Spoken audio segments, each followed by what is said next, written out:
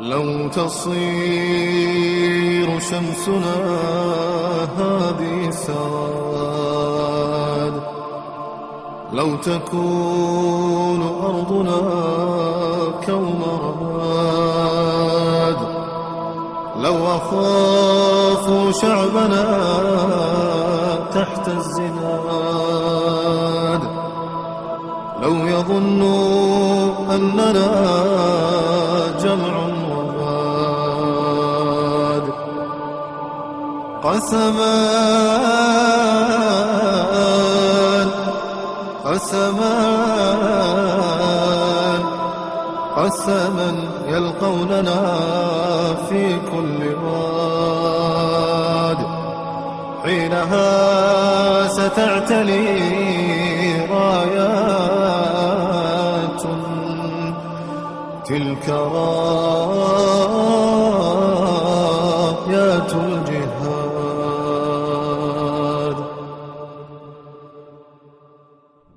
اهلا بيكم في حلقه جديده. خليني اقول لك حاجه يمكن تصدمك. صلاح الدين الايوبي ما كانش هيطلع لو نور الدين زنكي ما كانش ظهر قبله. ايوه، البطل اللي احنا بنحبه وبنعمل له مسلسلات وبنذكره في التاريخ كان محتاج حد يمهد له الطريق وينظف الارض ويكسر النظام الفاسد قبل ما هو يطلع. النهارده احنا مش داخلين نتكلم عن قائد مشهور ولا عن فارس واخد اللقطه. النهارده احنا داخلين نتكلم عن الراجل اللي اشتغل في الضلمه عشان غيره يطلع في النور. قصتنا عن نور الدين زنكي، الحاكم المجاهد الزاهد والانسان اللي اختار العدل في زمن كان العدل فيه انتحار. نور الدين اتولد سنة 1118 ميلادية في قلب مدينة حلب، وابوه ما كانش اي حد، ده كان عماد الدين زنكي، واحد من اقوى القادة في عصره وراجل حرب من الطراز زي ما بيقول كده الاول. راجل حرب قاسي عارف ان الدنيا ما بتمشيش غير بالقسوة والقوة. نور الدين كبر وهو شايف دم ومؤامرات، وامراء بيبيعوا بعض وصليبيين بيقربوا من كل مكان. يعني بالبلدي كده الولد اتربى في مدرسه اسمها يا تبقى ذئب يا تتاكل. لكن الغريب ان نور ما طلعش ذئب، طلع قاضي لابس درع. بعد اغتيال ابوه نور مسك الحكم، وخلينا نكون صريحين مع بعض ان الحكم في الوقت ده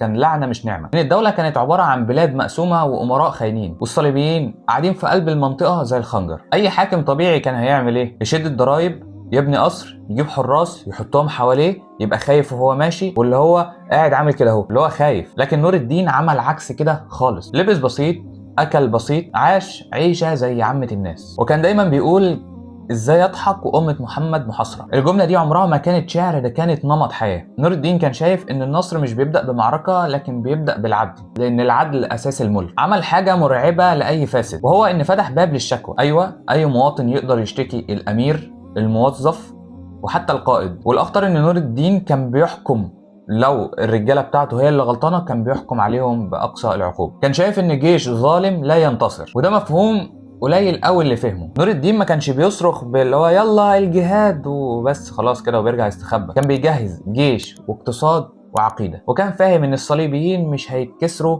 بخطبه، ده هيتكسروا بدولة. حارب وانتصر وخسر وتعلم، بس عمره ما استخدم الدين كوسيلة عشان يثبت حكمه. كان بيقول لو النصر من عندي هخسره، لكن لو من عند ربنا فهو جاي. نور الدين كان حلمه القدس، لكن كان فاهم ان الطريق طويل، فعمل حاجة عبقرية، جهز غيره للنصر، ربى رجالة مش أتباع، ومنهم شاب كردي اسمه صلاح الدين. نور الدين ما خافش منه ولا ضايق عليه ولا حصره زي ما كان حكام تانيين كان ممكن يعملوا فيه. سابه يكبر لانه كان واثق اللي شغال لله ما بيخسرش. نور الدين مات وهو ما عندوش غير دينار واحد واتدفن معاه. ايوه، حاكم وقائد حروب وما كانش فيه زيه، وكل اللي كان معاه كان دينار واحد. كان ممكن يبني تمثال او حاجه تذكاريه او يشيد قصور او غيره، لكنه ما كانش عايز تاريخ مزيف. اختار ان هو يبني مستشفيات، مدارس، والاهم من ده كله العدل. نور الدين مات سنة 1174 ميلادية. ناس كتير افتكروا كده خلاص المشروع انتهى، بس اللي حصل ان صلاح الدين كمل وحرر القدس بعدها بسنين. نور الدين زنكي مش بطل كرتوني، هو نموذج للحاكم النظيف، القائد اللي ما سرقش، الراجل اللي اشتغل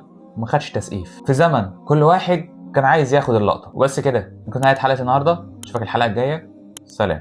الله لطيف بعباده يرزق من يشاء وهو القوي العزيز.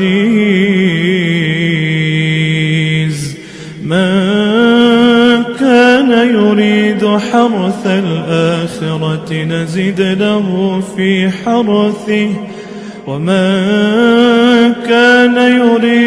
حرث الدنيا نؤته منها وما له في الآخرة من نصيب.